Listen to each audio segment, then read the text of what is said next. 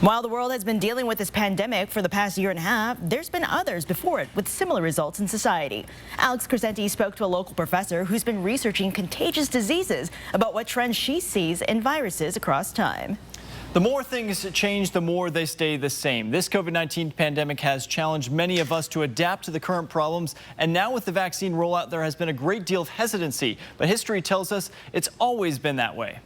It's actually pretty common among humans to not want to be told what to do with your body, particularly in response to new-ish scientific evidence and things we can't see. Whether it be the 1918 flu or today's COVID-19 pandemic, Whitworth University assistant professor Dr. Kari Nixon says people have had the same general responses and even the same mistakes. She's studied the topic extensively, and it's a subject of her new book.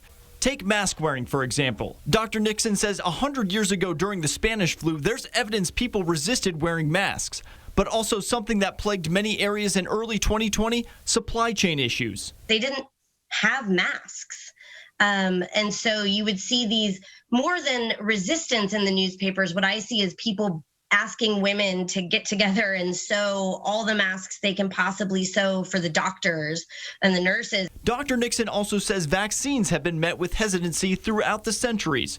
During the 18th century, it involved taking pus out of a wound of a patient, cutting the healthy person's arm open, and rubbing the pus into the body. She adds it's human instinct to not want our bodies to be invaded by a foreign substance.